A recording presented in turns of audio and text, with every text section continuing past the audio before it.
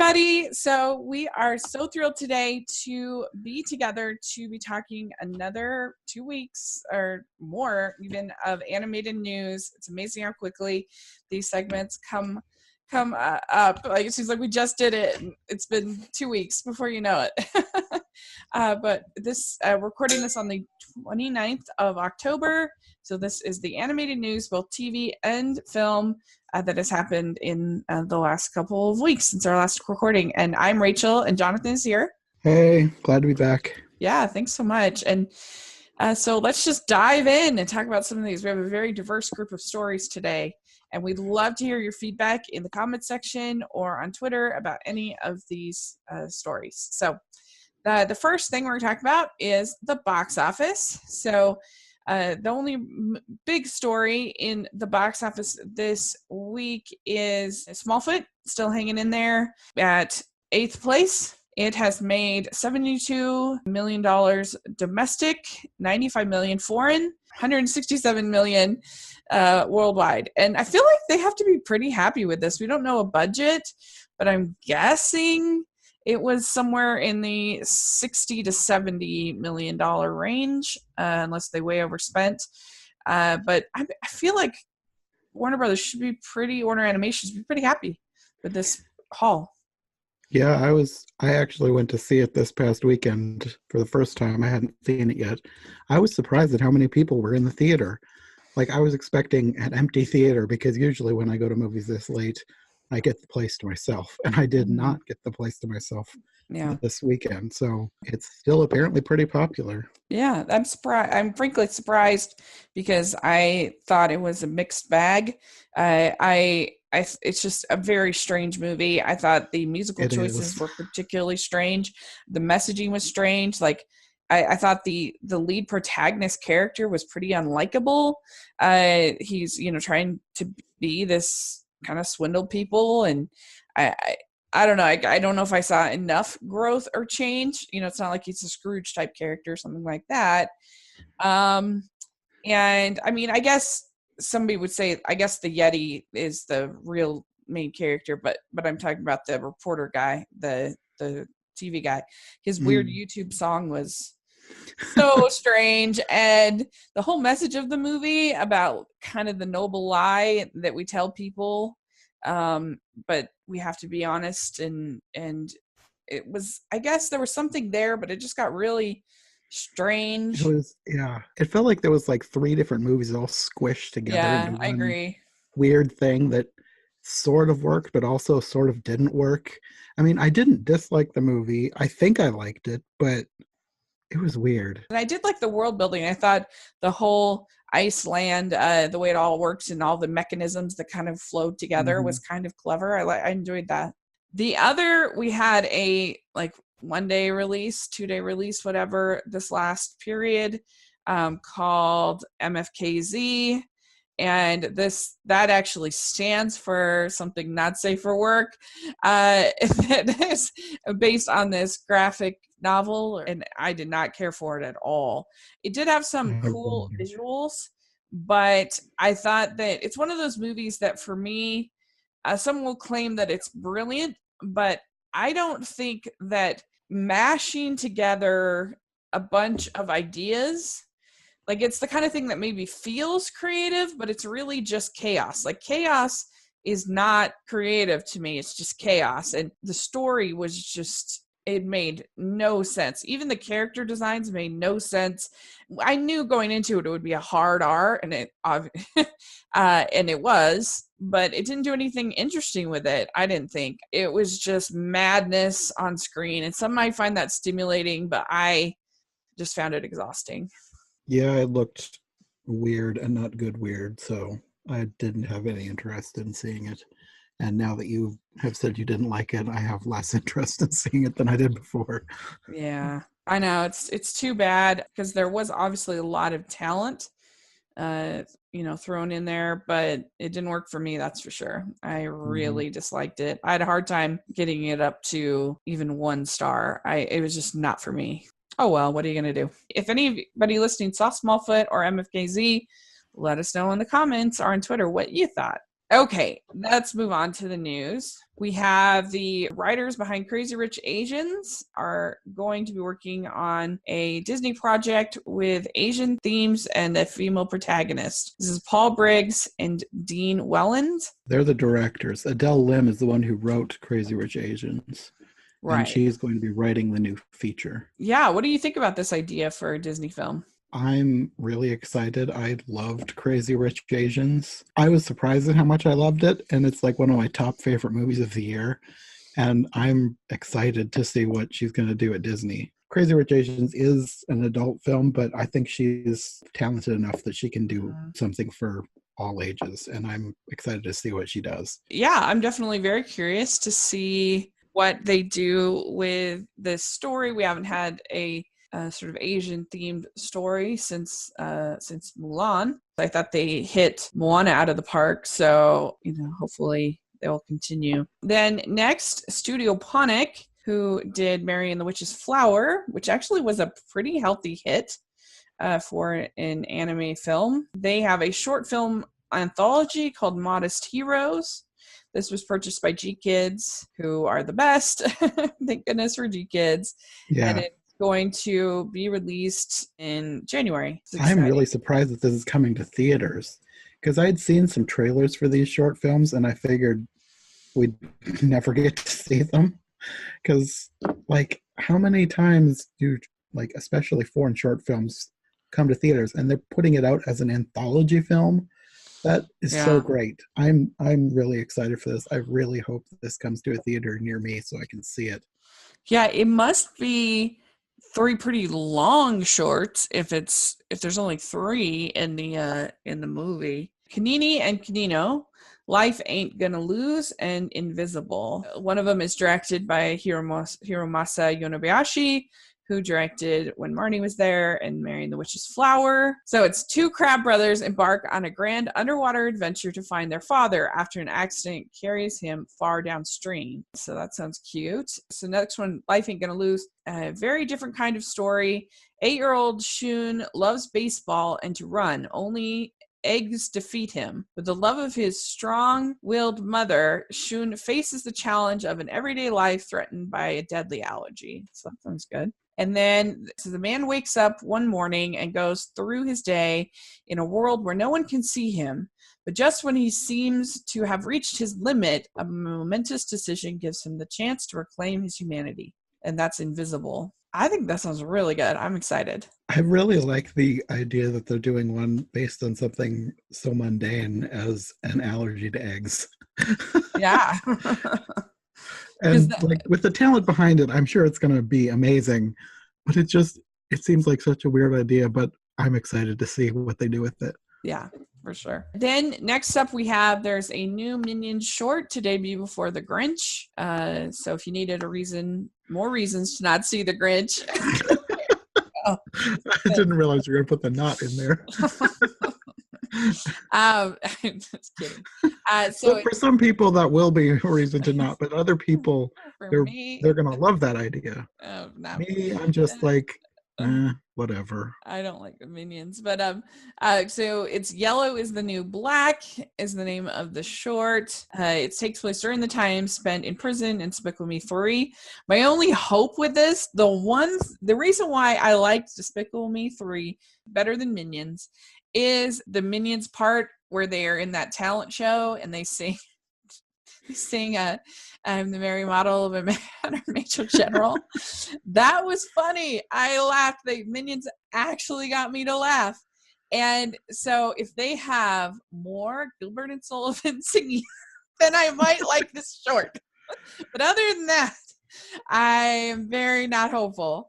So we don't really have any other details about it, but there you go. I don't hate the Minions the way you do, but I feel like they're best in small doses and they get overused way too easily. Yeah, so we have the studio Cake, the animation company, entertainment specialists. Cake lands production deal for Rovio's Angry Birds series.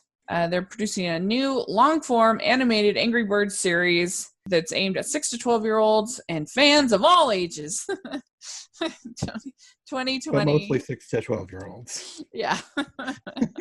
And we have the Angry Birds 2 coming 2019 in the summer. The first Angry Birds, I thought it had a lot of potential, actually, that wasn't realized. They had some decent jokes, some pretty good animation, but the problem is I thought that the messaging got really strange.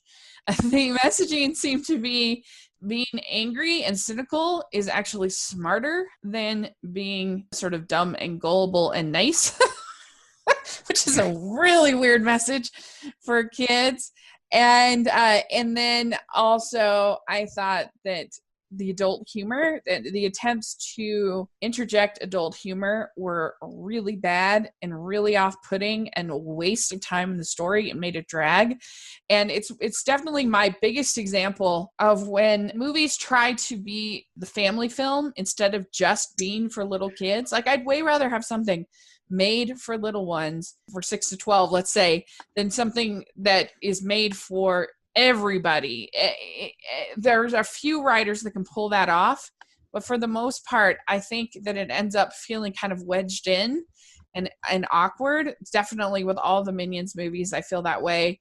And Angry Birds, it was a great example of that, where all of the attempts to be adult humor were terrible. And, it's like you can't please everyone and make a movie for every audience. But I feel like there's actually potential with Angry Birds 2. I'm more optimistic on it than maybe some, because I feel like it would be really easy to just file off those few problems and make something that is pretty decent. So I don't know. Do you have any interest at all in Angry Birds 2? No. Okay. Maybe if I see the first one, but I don't care enough to look for it. So can I say something? Well, let me introduce you. So we actually have a new co-host that has just joined us. So Sol is here, and so thanks so much for joining us. And thank you for letting me be part of this. Yeah. So did you see the first Angry Birds? Yes, I did. I saw it on Netflix, actually. And it was, I never was a huge fan of the actual game, but I was like, why not? I remember people were like, why is there emoji movie coming out? Why is there an Angry Birds? And it came out to a time where the game was not popular anymore. So it was a bit odd, but I watched it and I did like some aspects of it. Some not so much. I think the music was a bit bizarre at times. Yeah. But it was an entertaining story. I can see kids enjoying it. I don't know if adults would appreciate it that much. It's okay. I don't know if I would watch it again, but there was some interesting parts, and the animation was cool to see how they adapted a video game and created this backstory, which I thought that was interesting. That was the animation and the way they incorporated the game was pretty clever, because it's sort of a weird game with the I agree, with the catapults and stuff like that, and so they did a pretty good job in doing that. I agree, and so I'm actually more optimistic than maybe others on the new one. But did the first one do good? Why are they doing a second one? It actually did do very, very well. Are you serious? Yes, they timed it. I forget exactly what the totals were, but they timed it, I think, perfectly. It opened like either Memorial Day weekend or the week before Memorial Day weekend. And that was very smart. I think it was #1 at the box office the week it came out, if I'm not mistaken. Wow. Yeah. I would not have guessed that. Right? So, and it was very cheap to make too. It was like $35-40 million. So oh wow, okay. They did actually quite well on it, as I recall. Don't hold me up if some of those numbers are wrong, but they did well. So, all right, let's move on. So the next story is that Warner Brothers is prepping for a Tom and Jerry live action hybrid. That this on Cartoon Brew, this image they made of this Tom and Jerry. I hope that image is fake. It's that terrifying. Image is What? It's horrifying. It looks horrible. So it has to be fake. It has to be fake. It better be fake. So is this would gonna be give like? children nightmares. So is this gonna be like the Christopher Robin kind of like hybrid situation? That's what I gather I from think it. so. It might be a horror movie, and we just don't know. It just says the plan is to shoot in the real world with animated versions of the familiar cat and mouse duo. Sources also say that since Tom and Jerry didn't speak and relied on physical comedy to draw laughs, this version will stick to that style and not cast actors to voice the duo. That decision should also help add to the international appeal of the film. I do like that idea. We don't have enough non-speaking animated movies. I'm still questioning why. Why is anyone asking for Tom and Jerry the live action hybrid? I'm not. It can't be worse than those atrocious direct-to-DVD, whatever movies they've been making lately with Tom and Jerry. So the reputation is already in the gutter. The Tom and Jerry meets Willy Wonka was just, what are they doing? I just don't understand why that needed to exist. I don't know. I mean, I'm not excited about it, but it might maybe have potential. I'm not as attached to Tom and Jerry as I am to like Sylvester and Tweety Bird. For that's some kind of dynamic. The way I see it, it's kind of like, oh, look at all these reboots they're getting a lot of money. Let's do that. And just because it works for some studios, it doesn't mean it works for everyone. You know, and like if you see, for example, what they did with the Smurfs movie, those with Sony, not so great. You know, they took this cartoon and tried to do live action. It did not work so well, let's just say that. So I'm curious, you know, but then you have Christopher Robin, which I don't know the numbers exactly, but when I went to see in theaters, like it was packed of people. So I don't know. It's just a weird and strange concept for sure. But that's what I thought of the Winnie the Pooh, like Christopher Robin. I was like, how are they going to do that? And I was like, okay, that makes sort of sense. I can see that. Maybe it'll surprise us. Maybe it will become a horror film. Who knows? Yeah. I mean, I don't think anybody can deny that Winnie the Pooh is on a whole nother level as far as fandom and nostalgia and things. But, you know, I mean, Paddington was brilliant. That's true. But, you know, I don't know. I kind of feel like that was maybe lightning in a bottle as well. But we'll see who the writers and the cast, and then we'll be able to make more of a determination on the quality of the movie. Okay, next we have the Enchanted sequel. Patrick Dempsey gives promising update on the Disney sequel Enchanted. This was from 2007, so it's been a long time in the running, the original film, and it's going to be called Disenchanted. And he said that we're in the process of working on the book, the lyrics, and the musical aspects. He says that he hasn't seen a script and hasn't actually signed up for anything related to the film just yet. And he hasn't ruled out reprising his role. So I kind of think maybe he doesn't know hardly anything about this. But we've been talking about it, and I'm just waiting for them to go through the process. It's a tough one to redo, so we'll see. So really, this is kind of a story of no story. I think the main point of this story is to make sure that people don't forget that it's coming. That's true. Yeah, I love the original Enchanted. I think it is so funny, and like this kind of satire can fall so flat. For me, I'm not a big fan of like Shrek, just that kind of satire. Wink, wink. Look, oh, we did something from, or we're making fun of something from a Disney movie. Like, it's just really blah to me. But I thought that Enchanted pulled it off because of the songs and because of Amy Adams' delightful performance. She was so good. And I kind of looked at it as sort of the female version of Elf, you know, where Elf is about basically a storybook character that goes to New York City and, has all these funny experiences. It's kind of the same way with Enchanted, where you have this female enchanted character. And I think both of those movies work because everybody takes it completely seriously. Like everyone's playing it very real. And also just the lead performances are so sweet and likable. So it works. And I think that this one differs from the Shrek franchise in that it's more nice. Shrek is more of like a lot more biting humor, which I don't have a problem with that. I do find the Shrek movies to be funny. I don't love them, but this one is more a nice send-up of the genre rather than a biting satire. Yeah, well, and especially Shrek 3 and 4. Ooh. We don't speak of those. Yeah. I think I saw those once, and I don't remember anything that happened. I haven't. I watched the first 15 minutes of the last one. I was like, bye. Yeah.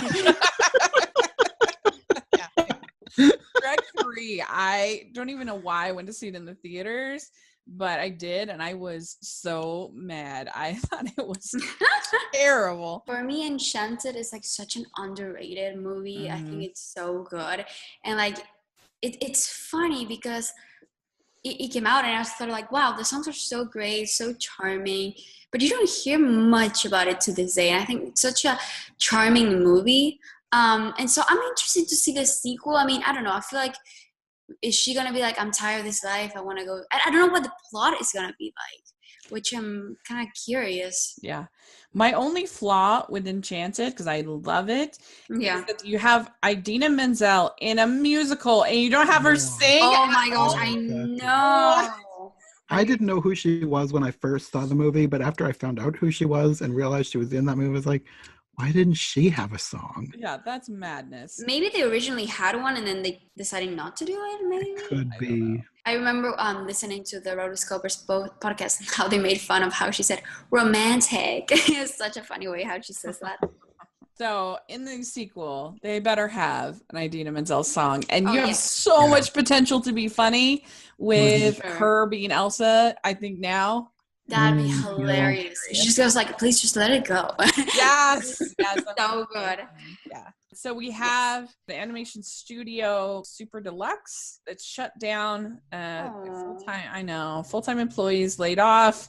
They did a lot of web stuff because I would see some of their content online.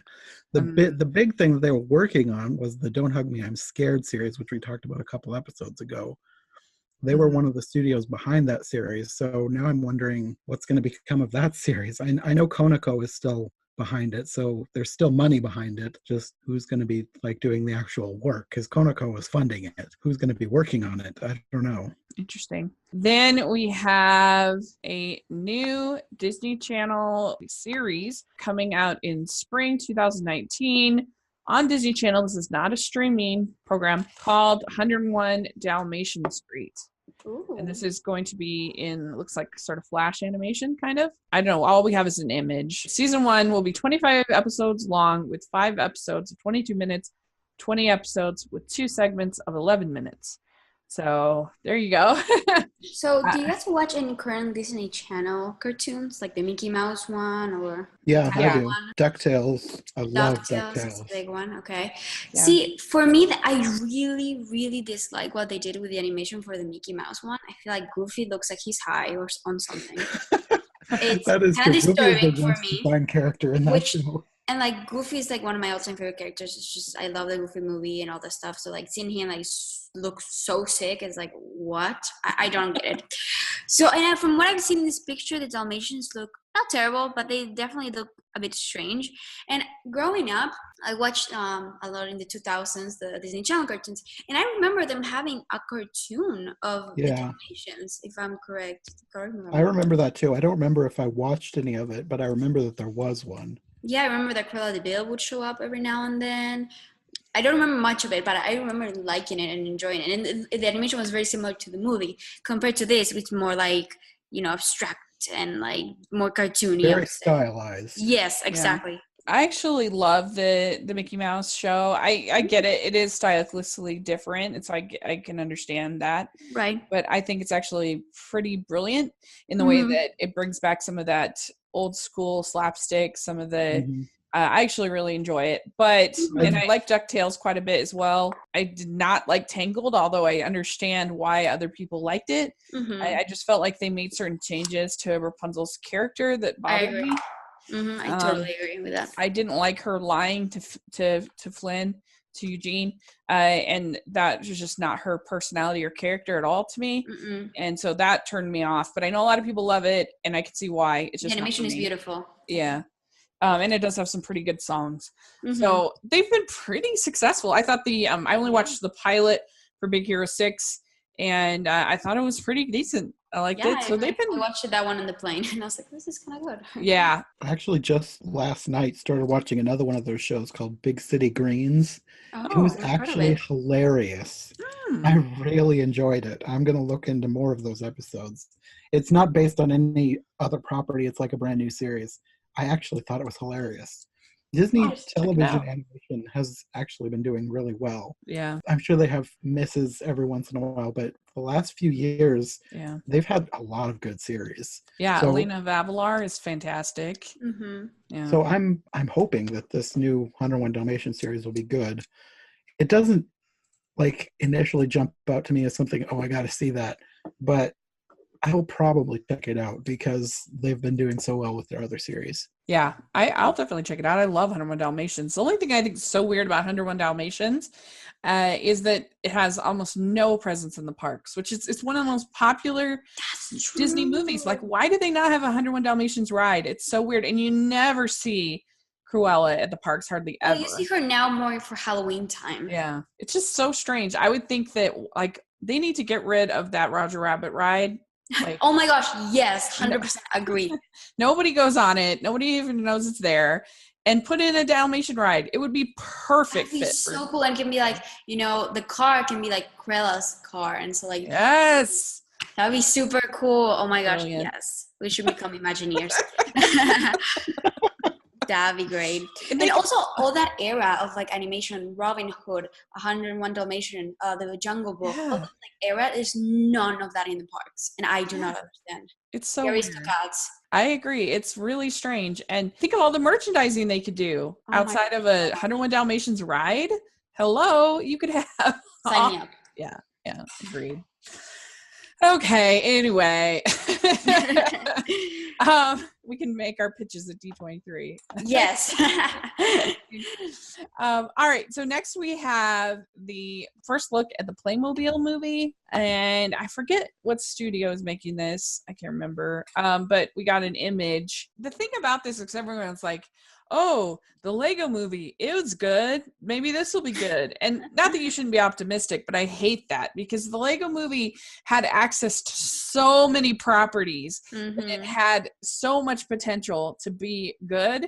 And talent behind it. And talent behind it. And so they had this, it wasn't just that they were like made out of Legos. They had this huge pile of characters and settings and worlds and everything that they could pull off of. They don't have that here for Playmobil. And sure, it could be good if the writing's good, like anything. Like you can make a movie about a pencil and a crayon. And if the writing is good, it's going to be good. Like it doesn't matter. That's true. I don't know. For me, it's like, I remember my cousin grew up playing with Playmobiles a lot and not much with Legos. So I was like, oh, maybe like there's this one group that has the nostalgia for it. Who knows? But I think what the Lego movie was, so I'm not a huge fan of the movie, just the humor is not my type. But like, I do appreciate how creative, innovative it was, and like it was very surprising to a lot of people because there was a concept never seen before. Like when you grew up playing with these toys, it's kind of like Toy Story, seeing those toys come to life was pretty cool, what I imagine. But is it Playmobil gonna bring that new unexpected twist to it? No, because we already have seen that. So I don't know, it's gonna be hard for them to bring something exciting for audiences to come and see. Yeah, I wrote an article a couple of years ago for Rotoscopers called The Lego Movie Excuse. And how, it's like you'd hear, oh, they're making an emoji movie. Well, the Lego movie was good. And it was just driving me crazy. I'm like, they had way more to pull off of. They had way more, like, stop with the Lego movie excuse. Drives me crazy. Anyway, so there's going to be a VR short film in the virtual reality arcade, and it's called Cycles. This is from Disney Animation. This sounds kind of similar. They had a virtual reality short last year. I can't remember the name of it, about a father and a daughter, and it was set in the car, and it was about all their experiences together as father and daughter. It was really cute. I can't think of the name. I don't know. What do you think, Jonathan? I don't know what to think. There's not a whole lot of information out yet. So the virtual reality thing, it just seems like a gimmick to me. I mean, I suppose it might end up being a big thing in the future, but I would rather they make a regular short to go in front of a movie rather than one where you have to go to this virtual reality arcade to go see it. The virtual reality one that I was talking about is called Pearl. And It's by Patrick Osborne, who did Feast. It's actually really sweet. So if you want to check that out, it's a good short. Anyway, yeah, it is a bit of a gimmick, but hopefully it'll be good like Pearl. What do you think, Sol, about this virtual reality thing? I mean, so far I haven't seen much virtual reality where I'm amazed. I feel like the graphics are not so good, but who knows, being Disney, maybe they do something innovative and interesting, but I'm definitely not going to be able to see it because I don't live close to that area. But for people who might go see that, it might be like maybe cool experience. But like you see so much like 360 videos nowadays, like on YouTube or like for promotions. I remember when The Greatest Showman came out and they did like a whole like video was 360. It's becoming a big thing, I can tell. Yeah. And we'll see how long this lasts. You know how 3D was a big thing and now it's kind of like not such a big thing anymore. Exactly. So this might be the new 3D thing going on. But I think the hard part with virtual reality is that they still don't, it's just not accessible enough. Whereas like 3D, anybody those glasses are super, cheap for theaters to provide. And if they were able to make them kind of disposable, if there was a disposable virtual reality, if that was possible, then I think it would be a lot more reasonable. Right. So we'll see. Okay, next we have Disenchantment. We talked about Disenchanted. Now this is Disenchantment. Has been renewed for season 2. This is Netflix. It's going to come out 2020 and 2021. I still haven't yet gotten to see the Disenchantment. I know some were disappointed in it. It got some mixed reviews. This is the Matt Groening fantasy show, but I'm still looking forward to watching it when I have a free moment. We'll see when that happens. I'll let you know. But TV is just so hard for me. It's just hard to get that time. But anyway, do you guys have any thoughts about Disenchantment? I still haven't seen it, so. Yeah, okay. There you go. I wonder why they're going to do a season 2 if it got like a weird reception. Yeah, it's probably one of those things that was right on the edge. Netflix has been really supportive of their animated series, though. Yeah. So I think that probably has something to do with it, too. Plus, Netflix does not release viewer numbers, so maybe it did really well as far as number of people watching it, and that's not something that we're going to be able to know. Yeah. So I've heard that it has more in common with Futurama than it does with Simpsons. I absolutely love Futurama. So obviously that's science fiction, but just in the style of humor, that it's a little bit more than the Simpsons style of humor. So who knows? I'll let you know when I actually get to watch it. But what I did watch and loved is Hilda, and it has been renewed for season 2. Everyone should watch Hilda. It was brilliant. It was so funny, so sweet, so great. I loved it. I love the animation. I loved everything about it. I'm so glad they're renewing. Yeah, it's one of my favorite things of the year. Yeah, I loved Hilda so much. For me, I started watching it because of you guys. Well, actually, Jonathan was like, oh my gosh, you should watch it. And I was like, okay, I'm going to give it a try. And I started watching it with my boyfriend, and he loved it. Because when I was watching it, it gave me some sort of, he loves like anime. And so like, it reminded all these like mythical creatures. And sometimes even like the way things were animated, kind of like they were like slowed down. It reminded me of, like anime. And I was like, that's interesting. And I also love like the color palette. I thought it was very cool. I really like that. Story is like not necessarily, I'm not saying it's bad. It's just not a genre like, or a type that I'm interested in, but he really liked it. But I'm going to say there's many things that I did enjoy. I love how like the little elves are so into paperwork. That was super hilarious and super funny. But yeah, I've only seen a couple of episodes. He's already in like episode 7. So yeah. I'm really glad they're doing a season 2 because it's definitely something different. And I like that Netflix is now doing a lot of different things. I don't know if you guys have talked about it or plan on the future talking about. Last night I watched the movie Next Gen from Netflix. And I love how Netflix is pushing all these weird concepts that you don't see them on like theaters. You see like this basic formula everywhere. So it's nice to see something different and creative. So I really want to see Next Gen. I haven't gotten to it yet, but I definitely will. I've heard really good things. I think what was so great about Hilda for me is that it had messaging, but it was so like subtle. One of my favorite parts of the first season is a scene where the giant steps on Hilda's house and she's devastated. And then it just pans out and you see that Hilda has stepped on the little elf's house. Yeah. And she doesn't even notice it. She doesn't even realize it. And neither does the giant realize that she stepped on Hilda's house. And I thought like that, it was such a brilliant moment. Yeah. And you didn't even need any narration telling you what to feel or how to absorb it. You just got to think about it yourself. And that's what was so great, because I get so tired of shows, many shows now that have the little lesson at the end. Even shows I love that I think are brilliant, like the Goldbergs or Modern Family, or it's like they have this little like, here's the lesson we learned today, and I'm like, I really don't need that. I'm smart. Anyway, I absolutely loved Hilda, and I'm so glad that we're getting season 2. Yeah, me too. Yeah. Okay, next is we have epic announcement. We are getting a stop motion musical of Pinocchio for Netflix, directed by Guillermo del Toro, which Oscar-winning director. This is like, I just don't even know how someone could craft a more exciting announcement for me. Like, what? We have Guillermo del Toro, amazing director, Pinocchio, huge potential in that story, stop motion, which I'm like a massive stop motion fan, and now musical. This is so exciting. This has been in discussion forever, and so the fact that it's actually happening, and this is not a remake of the Disney movie, this is its own thing. Yeah, story. Love it. Super excited. Diamond Ring, excited. That sounds so cool, and I feel like the animation style for like stop motion for Pinocchio just sounds like a perfect match to me. Also, the director choice, yes, love some diversity, and he's like a genius, so I'm so here for it. It's gonna be interesting because how Disney's also gonna do a Pinocchio live action. I hope people don't start comparing them.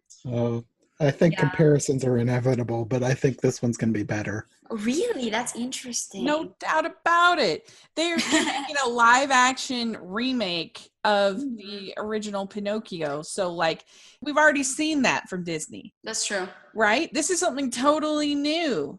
Stop motion. To see musical. How the story will change, for sure. Oh my gosh. Yeah. I'd probably stick a lot closer to the book, and the book was way darker. Yeah. Like you thought the Disney movie was dark, and it was, but the book was way darker. I just want to know how they're going to do live action children turning into donkeys. Like, that is going to be horrific. No. Disturbing. Like, what? Nightmare fuel. Like, donkeys are really kind of weird looking when you think about it. Oh, yeah.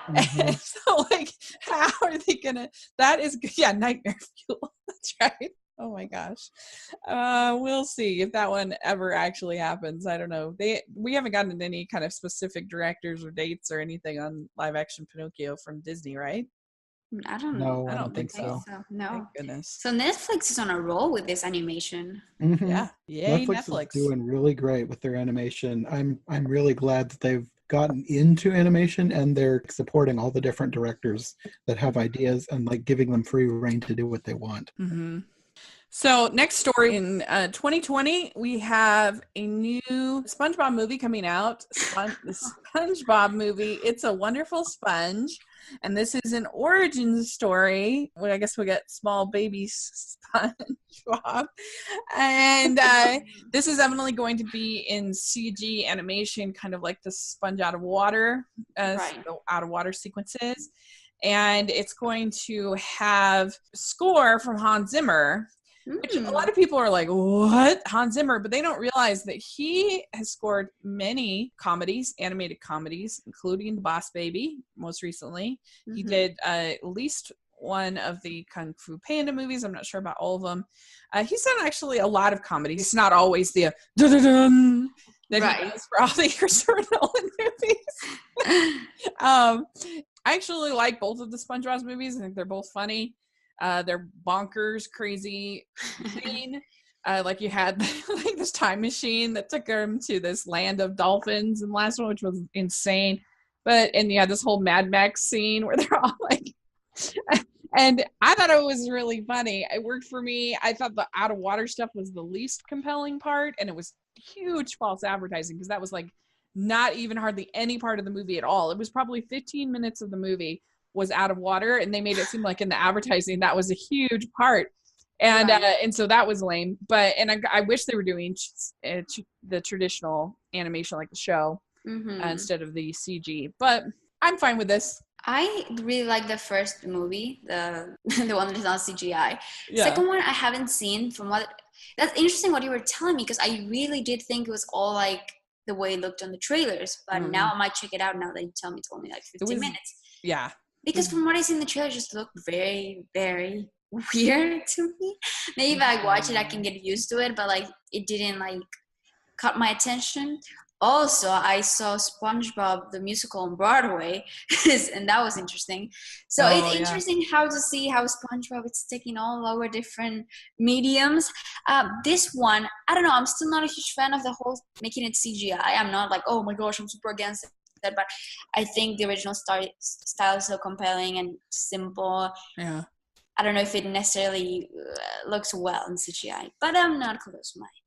Okay, next story we have Courage the Cowardly Dog prequel series is allegedly in the works. This was a show on Cartoon Network. It ended in 2002. I don't know how you do a prequel series. Is it like a puppy? Is he like maybe it's like the origin stories of how you became cowardly. This is it. The before Courage. What?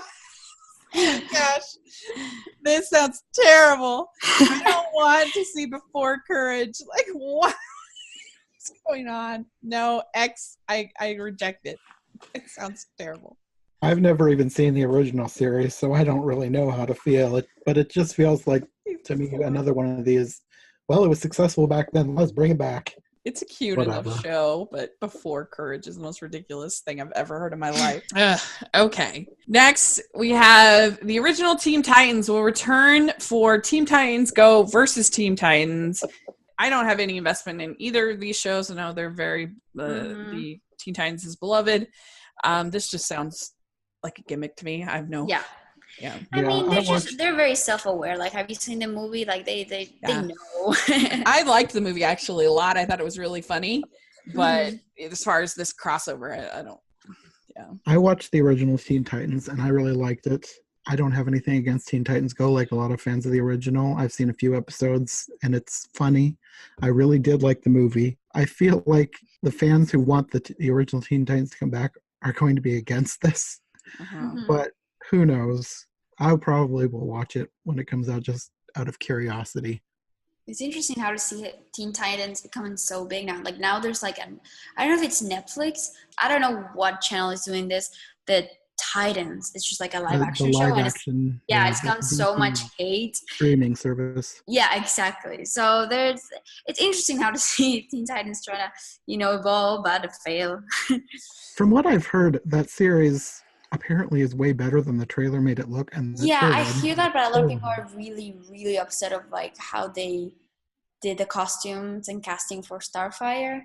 So I had no desire to see it after I saw the trailer. I might check it out because of what I've heard of the series as a whole, but the trailer looked awful. It was terrible trailer. It was hate well deserved. That was awful.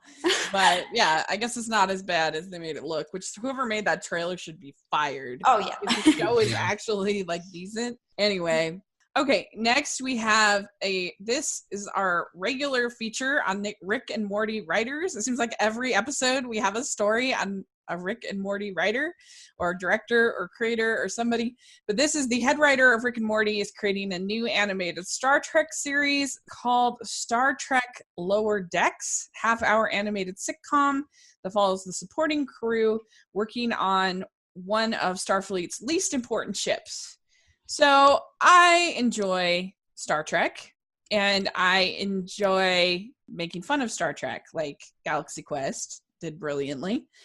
And I know a lot of people hated, but a lot of people liked the Seth MacFarlane one, but this doesn't really interest me that much. I don't know. I feel like, what are they going to do that's new and fresh? Like people making fun of Star Trek for, 50 years.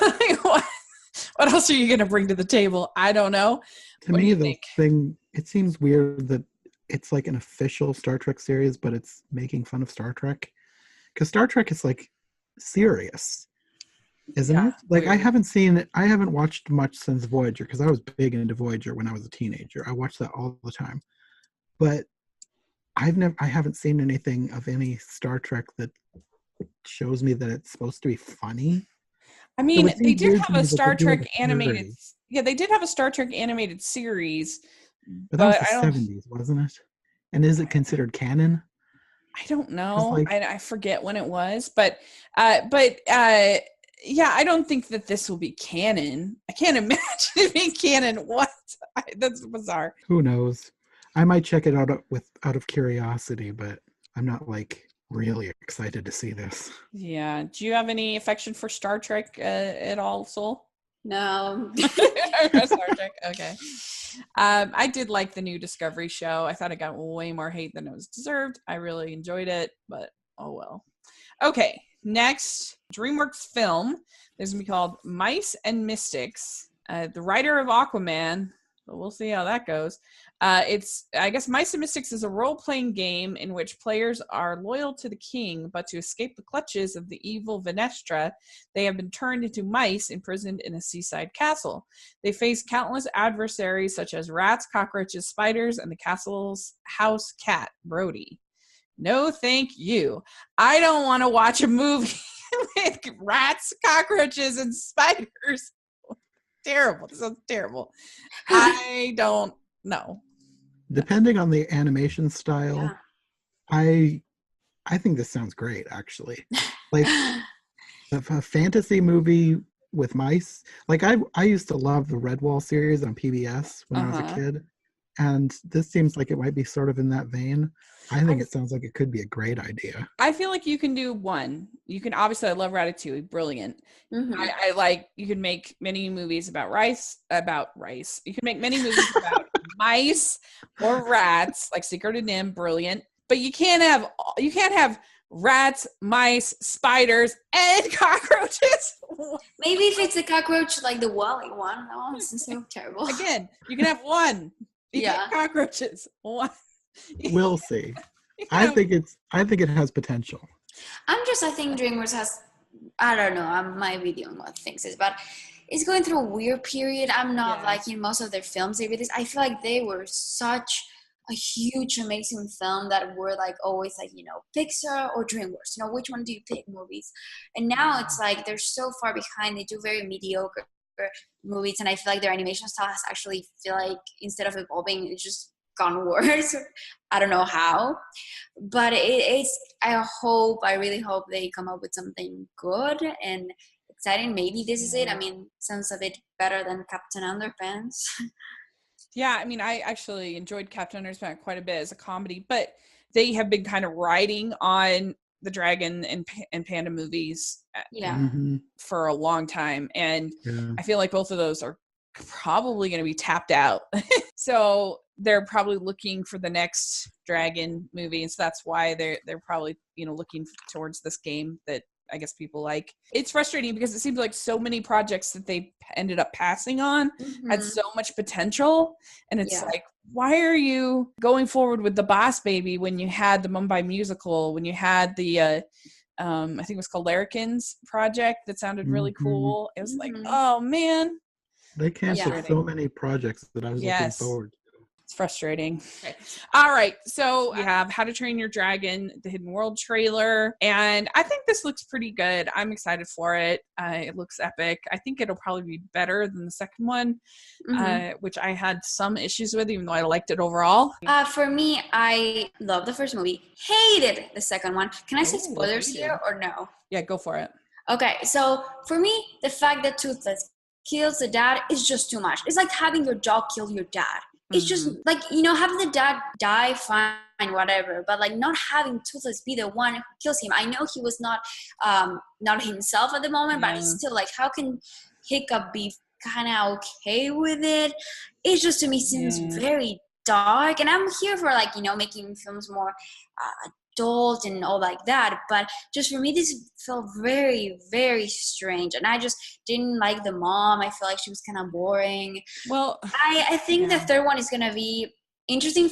This new trailer that came out was better, I think, than other one, like the first one they released. I think this one was definitely more interesting. I think the animation looks really spectacular. They always have this on them. They really have nice backgrounds, but the villain at the same time, I don't feel like, ooh, this is a great villain, you know? I don't know. I think the best villain ever DreamWorks has ever done, it's what's it? Remember in Kung Fu Panda 2? The peacock. I absolutely love that peacock. Scary, but funny at the same time, but at the same time it's like very evil and intimidating. With this new guy, I didn't feel that, but we'll see. I mean, I'm planning to see it. Is he gonna have a beard or not? That's one I don't understand. There's some pictures he has beard on. Yeah. He doesn't. It's supposed to be 5 years after the second one. I hope it's no beard. I'm team clean shaven. But I thought he looked good with a beard. I'm not a facial hair fan, and I just not for me. But my problem with the second movie, even though I did overall like it, is I felt like they gave the mom way too easy of a free pass. That you left your family and didn't have any contact with them for years. Okay, let's be fun. And like, they didn't dive into that near enough, and it was glazed over way too fast. And if it had been a man that had done that same thing, there's no way they would do that. Like, not even close. But because it's a woman who leaves her family, all of a sudden, like, it's fine. Like, they're fine. I didn't like that. And I thought that the whole thing with the alphas and the like dragons getting hypnotized and there being like, it was very convoluted. Yeah. But I love the flying. I love the flying. The flying was amazing, and it was really beautiful. And overall, it was enough there for me to enjoy. But I do agree that it was. I think this one will be better. I'm kind of excited for Toothless to fall in love. Like, that would be cute. Some people were complaining about the design of the love interest, saying that she looked like a snake or something like that. I don't mind it. What? She looks exactly the same, but she's white. Like.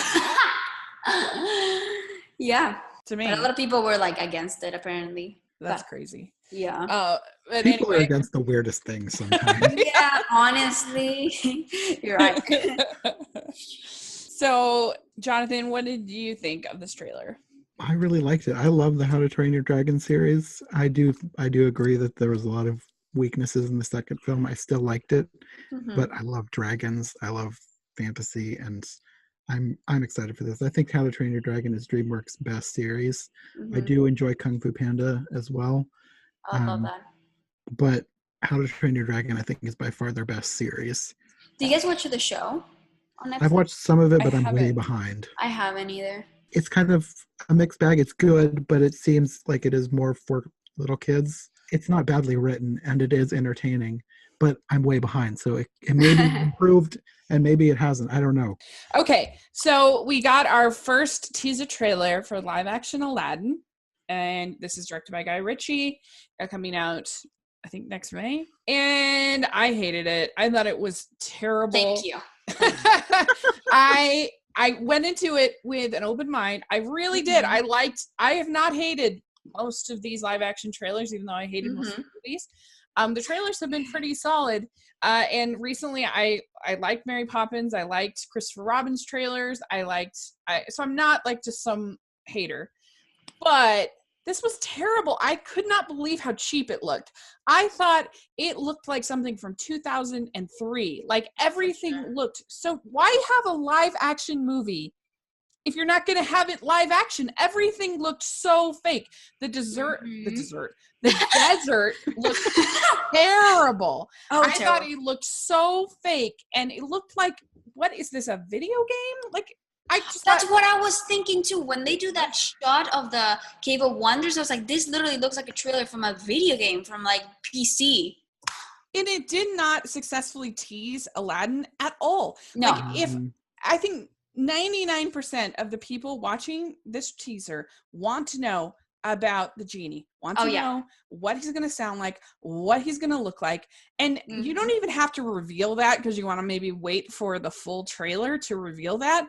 But why not have like some like blue like dust, or like a little hint of Friend Like Me, just like playing it as a lead out? Like, that would be really good. Or maybe just like a little sound of his voice. Like, the Beauty and the Beast trailer was way better at like teasing, and pretty much the only reason that people I think like this trailer is because it like successfully uses music as nostalgia porn, you know, that like with people love the Aladdin music and it has the Aladdin music. Congratulations, you did a good job with that.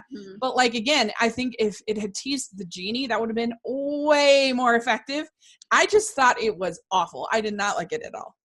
For me, I was so disappointed because, you know, the choice of this director for me was odd because I think the colors and aesthetics of the Sherlock films were, I feel like, not bad, but I don't know if they would necessarily fit with this film. Yeah. And I was like, you know, hesitant. So I knew I wasn't going to be like mind blown, but why is everything blue? This is supposed to be like the desert. Everything should be like gold, like, and everything inside the cave. I get it, it's nighttime, but everything felt blue. It felt more like the Little Mermaid under the sea live action than Aladdin to me. You know, the beautiful thing about India and the Middle East is just these rich colors of orange and great colors, and this one was totally lacking all of that. The Cave of Wonders was so underwhelming for me, like so underwhelming.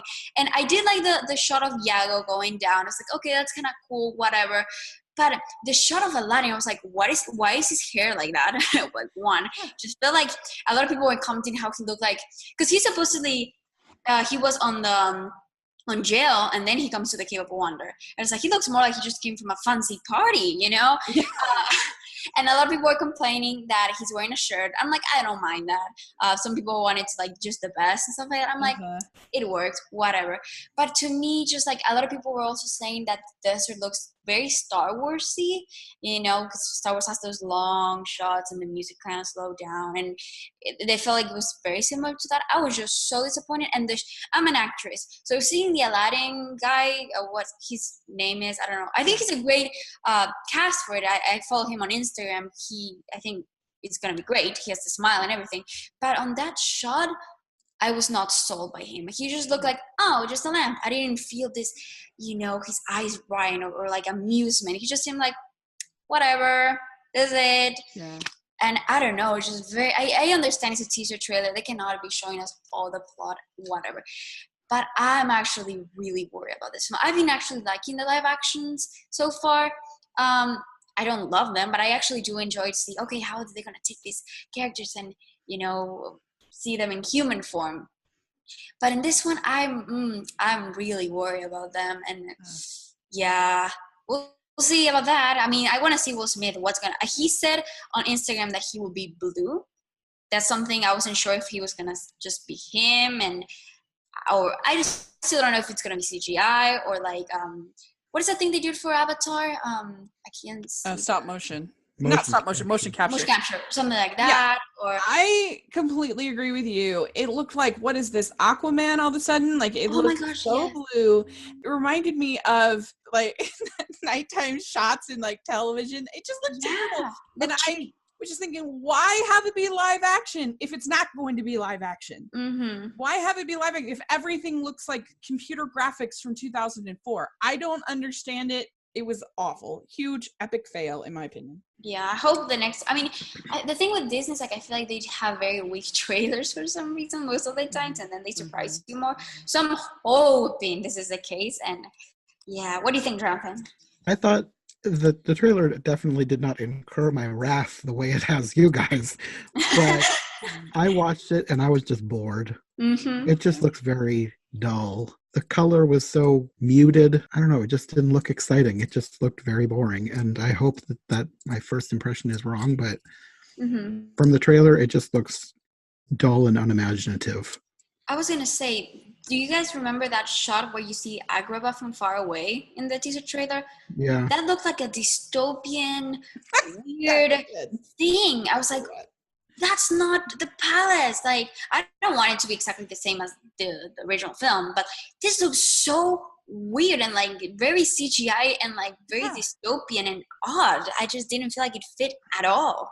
It should at least look like it's filmed, like in location. Like, I mean, and Guy Ritchie's King Arthur was a train wreck, like insane. So that makes me super nervous. But anyway, we'll see. Last story we're going to talk about is the initial screenings for Mary Poppins have happened, and it got rave reviews. this is mostly from execs who, like, of course, they're going to be giving their reviews their big release in December. So it's not like exciting me that much, but I have to say I feel like the trailers for this have been extremely strong. Yeah, I think the cast is great. I think the fact that it's not a remake, that it is a sequel, yes, with new music, I think is great. My only real worry about it is I was not a fan of the Broadway Mary Poppins. I know a lot of people loved it. I didn't really like it that much. I know they went more off the book, and I don't know. I just didn't love it. That's my only concern, is that I have one recent version from Disney that I didn't care for, but I'm really hopeful that I'll love it. I agree with you. I think it's so great that this is gonna be a sequel rather than reboot. It would be such a problematic thing if they try to do the original one. Yeah. No way. I think it was very smart for them to be like, okay, let's just do a sequel. I think the casting is really good. When I was watching the first couple of trailers, my mom's, her all-time favorite movie is Mary Poppins, and she was telling me, like, I like Emily Blunt, but like there's times that she was like, Mary Poppins has like perfect posture, and at times Emily Blunt was like a bit hunched and stuff like that, little things like that. And someone I heard saying that it looked at times like Emily Blunt was impersonating Julie Andrews instead of being the characters, and I could totally see that at times. But I don't think she's a terrible casting choice. I have hopes for her. I'm excited to see it. There's been the official trailers, but there's also been like little like sneak peeks I've seen on Instagram and like YouTube. They're like new clips of like songs. Because on one of the trailers you only heard her singing a little bit, but in they're new trailers now that you can hear more of the music, and I think that sounds very lovely. I love the animation for the 2D stuff. I'm like, yes, bring 2D back. Which is great. And I'm excited to hearing this good response of people. It's really nice. I'm really excited. And I think it's going to be a great movie to watch on Christmas, because it's going to be very like charming, and it's a feel-good film. So I'm very excited to see that. Lin-Manuel Miranda is a favorite of mine, and I'm excited to see what he's going to do, which I'm just excited for this film. I'm not like, oh my gosh, my most anticipated film ever. Yeah. My only question is, who is Dick Van Dyke playing? Is he playing Bert, or is he playing a totally different character? I think, okay, so if you remember the original one, you had the old man who ends up dying, right? And he had a son that was also kind of old. I think he might be playing the son, but I'm not think sure. that's correct. So, I'm pretty sure he's playing the son of the old guy from the first one. I don't know. Would you calculate it's been 20 years since the first movie, and say Bert was like 30 in the first one? Yeah. He doesn't look 50 in this one, definitely. But Emily Blunt looks basically the same age as Mary Poppins. Well, Mary Poppins, she's kind of like a witch. Mary thing, Poppins so I feel like she doesn't age. I don't think she ages. She doesn't age. Okay.